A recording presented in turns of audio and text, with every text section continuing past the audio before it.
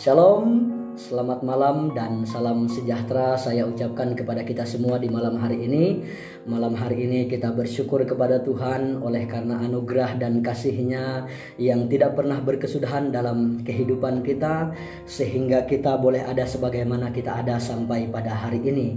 Baiklah Bapak Ibu dan saudara-saudaraku yang kekasih di dalam nama Tuhan kita Yesus Kristus, malam hari ini dalam renungan akhir pekan kita akan merenungkan kebenaran firman Tuhan. Namun sebelum itu, mari kita tundukkan kepala kita bersatu di dalam doa. Mari berdoa. Bapa di surga, Allah yang kami sembah, di dalam nama Tuhan kami Yesus Kristus, di malam hari ini kami bersyukur karena ada lagi waktu untuk kami boleh mendengarkan Engkau berbicara lewat kebenaran firman Tuhan. Dan biarlah kiranya Tuhan firman-Mu yang akan kami renungkan pada malam hari ini itu tidak berlalu begitu sia-sia, melainkan kami boleh melakukannya di dalam kehidupan kami hari lepas hari, di dalam kami menjalani hidup kami bersama-sama dengan Tuhan. Terima kasih Bapa di surga, kami siap mendengarkan firman-Mu malam hari ini. Di dalam nama Tuhan Yesus kami bersyukur, kami berdoa. Haleluya. Amin. Baik Bapak Ibu Saudara yang kekasih dalam nama Tuhan, saya mengajak kita untuk bersama-sama membuka di dalam kitab Ayub pasalnya yang ke-42, ayatnya yang pertama hingga ayatnya yang ke-6. Adapun Lembaga Alkitab Indonesia memberikan judul perikop di atas, yaitu Ayub mencabut perkataannya dan menyesalkan diri. Saya akan membacakannya bagi kita semua mulai dari ayat pertama. Maka jawab Ayub kepada Tuhan, "Aku tahu bahwa Engkau sanggup melakukan segala sesuatu dan tidak ada rencanamu yang gagal. Firman-Mu, siapakah dia yang menyelubungi keputusan tanpa pengetahuan? Itulah sebabnya tanpa pengertian aku telah bercerita tentang hal-hal yang sangat ajaib bagiku dan yang tidak kuketahui. Firman-Mu, dengarlah, maka akulah yang akan berfirman. Aku akan menanyai Engkau supaya Engkau memberitahu aku. Hanya dari kata orang saja aku mendengar tentang Engkau, tetapi sekarang mataku sendiri memandang Engkau. Oleh sebab itu aku mencabut perkataanku dan dengan menyesal aku duduk dalam debu dan abu." Bapak Ibu dan saudara-saudara yang kekasih dalam Tuhan kita Yesus Kristus, malam hari ini saya akan mengajak kita untuk merenungkan bagian firman Tuhan ini di bawah satu tema, yaitu kehidupan yang dipulihkan. Berbicara tentang kehidupan yang dipulihkan, tentunya ini menjadi suatu kerinduan oleh sebagian besar banyak orang.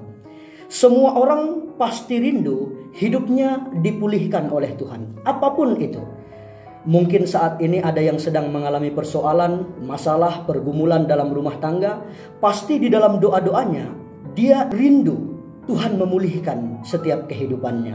Bapak Ibu Saudara yang kekasih dalam Tuhan kita Yesus Kristus, seperti ini jugalah yang dirindukan oleh Ayub, di mana Alkitab berkata bahwa Ayub adalah seorang yang saleh dan takut akan Tuhan, tetapi untuk menguji ketulusan imannya, akhirnya Tuhan mengizinkan masalah demi masalah, persoalan demi persoalan terjadi di dalam kehidupannya.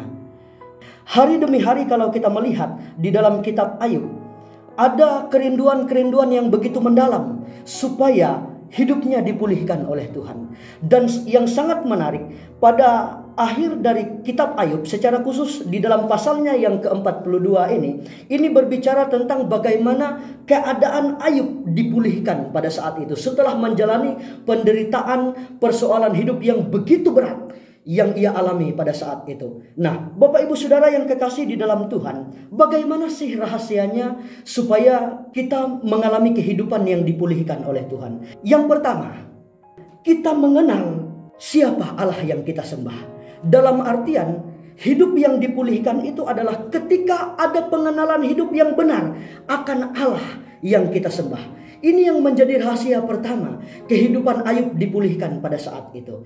Saudara-saudaraku yang kekasih di dalam nama Tuhan kita Yesus Kristus, memang Alkitab berkata Ayub adalah seorang yang saleh dan hidupnya sangat takut akan Tuhan.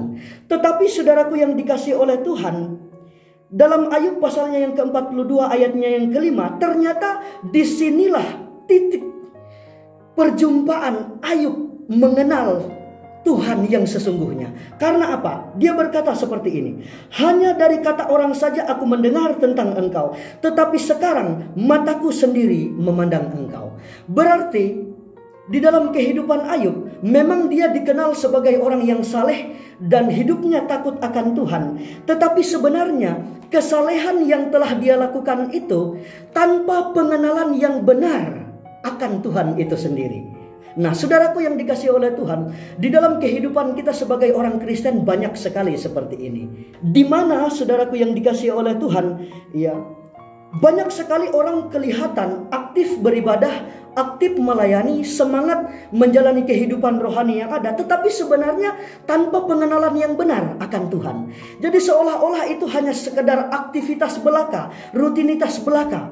Nah, saudaraku yang dikasihi oleh Tuhan, dari Ayub pasal 42 ayat 5 ini kita mau belajar. Ya, Ayub berkata, hanya dari kata orang saja aku mendengar tentang engkau, tetapi sekarang mataku sendiri memandang engkau. Ini artinya, Bapak Ibu Saudara, bahwa ketekunan saja, ketaatan saja tidak cukup ketika kita mengikuti Tuhan. Sekali lagi saya tegaskan, banyak orang kelihatan tekun di dalam mengikuti Tuhan. Banyak orang kelihatan tekun di dalam melayani Tuhan, tetapi tanpa pengenalan yang benar. Maka oleh sebab itu, antara ketekunan ketaatan ya dengan pengenalan akan Tuhan harus sebagai sesuatu yang tidak dapat dipisahkan dari dalam kehidupan kita. Saudaraku yang dikasihi oleh Tuhan, Ayub memang orang yang tekun, orang yang taat dikatakan, orang yang saleh di hadapan Tuhan. Tetapi Tuhan tidak cukup hanya meminta hal-hal yang demikian di dalam kehidupan Ayub. Tuhan melihat lebih dalam lagi. Ketika lewat masalah, ketika lewat pergumulan, apakah Ayub masih tetap bertahan dalam imannya kepada Tuhan? Dan di akhir dari kitab Ayub pasal 42 ini, menjelang Ayub dipulihkan secara luar biasa di dalam kehidupannya, di mana Tuhan mengembalikan segala sesuatu yang hilang di dalam kehidupannya, bahkan berlipat-lipat kali lagi. Ya, dikatakan ya dalam ayatnya yang kelima, hanya dari kata orang saja aku mendengar tentang engkau, tetapi sekarang mataku sendiri memandang engkau. Pada akhirnya, lewat masalah, lewat pergumulan yang dialami oleh Ayub, disinilah titik di mana Ayub mengenal Allah yang dia sembah itu dengan sejelas-jelasnya. Jadi oleh sebab itu, sekali lagi saya katakan, jika kita ingin hidup kita dipulihkan oleh Tuhan, ketaatan dan ketekunan agamawi kita tidak hanya cukup itu. Tetapi saudaraku yang dikasihi oleh Tuhan, yang paling terpenting adalah pengenalan kita yang benar akan Tuhan. Itulah rahasia pemulihan di dalam kehidupan kita. Itu yang pertama. Kemudian apa rahasia yang kedua? Kita belajar dari Ayub, kehidupan yang dipulihkan oleh Tuhan. Kalau kita melihat di dalam Ayub pasal 42 ayatnya yang kedua, dikatakan seperti ini. Aku tahu bahwa engkau sanggup melakukan segala sesuatu dan tidak ada rencanamu yang gagal. Yang kedua, rahasia kehidupan yang dipulihkan, yaitu ada suatu keyakinan dari dalam hati kita bahwa Allah sanggup melakukan segala sesuatu. Ini yang menjadi keyakinan Ayub pada saat itu, ketika ia akan dipulihkan oleh Tuhan. Dia katakan sebagai suatu ungkapan iman, pernyataan iman dari dalam hatinya yang paling dalam. Ya, dalam ayatnya yang kedua, dari mulutnya sendiri ia berkata, maka jawab Ayub kepada Tuhan, aku tahu bahwa engkau sanggup melakukan segala sesuatu. Saudaraku yang dikasihi oleh Tuhan, hidup yang dipulihkan itu perlu iman yang konsisten di dalam kehidupan kita. Ayub memiliki iman yang begitu luar biasa di tengah-tengah penderitaan yang ia alami pada saat itu. Sehingga keluarlah ungkapan di dalam Ayub pasal 42 ayat 2, di mana ia memiliki keyakinan bahwa Allah sanggup melakukan segala sesuatu di dalam kehidupannya. Nah, saudaraku yang dikasihi oleh Tuhan, siapapun kita yang saat ini membutuhkan pemulihan di dalam kehidupan kita, dari masalah, dari pergumulan, dari persoalan, mungkin juga dari sakit penyakit, marilah kita yakin bahwa Allah yang kita sembah itu adalah Allah yang sanggup melakukan segala sesuatu di dalam kehidupan kita, dan tidak ada yang mustahil bagi Dia. Dan yang ketiga, yang paling terakhir, apa sih yang menjadi rahasia hidup yang dipulihkan itu? Masih di dalam Ayub pasal 42 ayatnya yang kedua. Saya ulangi lagi. Aku tahu bahwa engkau sanggup melakukan segala sesuatu dan tidak ada rencanamu yang gagal. Yang ketiga, rahasia hidup yang dipulihkan. Ayub memiliki keyakinan bahwa rencana Allah itu tidak pernah gagal di dalam kehidupannya. Saudaraku yang dikasihi oleh Tuhan kita Yesus Kristus, jika Tuhan yang berkenan, maka tidak ada satupun orang yang dapat menghalangi perkenanan Allah itu dalam kehidupan kita. Jika Tuhan yang mengatur, jika Tuhan yang merencanakan sesuatu yang baik, tidak ada satupun yang dapat menggagalkannya. Ini rahasia mengapa Ayub dipulihkan oleh Tuhan pada saat itu. Karena ada satu keyakinan bahwa dia yakin rencana Allah itu tidak pernah gagal di dalam kehidupannya. Itu terbukti di dalam perkataannya. Dia katakan, aku tahu bahwa engkau sanggup melakukan segala sesuatu dan tidak ada rencanamu yang gagal. Bapak ibu saudara yang kekasih dalam Tuhan kita Yesus Kristus, mari kita terus memandang kepada Tuhan. Mari kita terus berharap kepada Tuhan. Terus andalkan Dia. Kita yang rindu ingin dipulihkan dari berbagai hal di dalam kehidupan kita saat ini. Lakukanlah ketiga hal yang dilakukan oleh Ayub ini. Maka yakni kita pasti akan mengalami pemulihan Tuhan di dalam kehidupan kita. Tuhan memberkati kita dan memberkati firman-Nya. Mari kita berdoa. Terima kasih Tuhan untuk firman-Mu hari ini.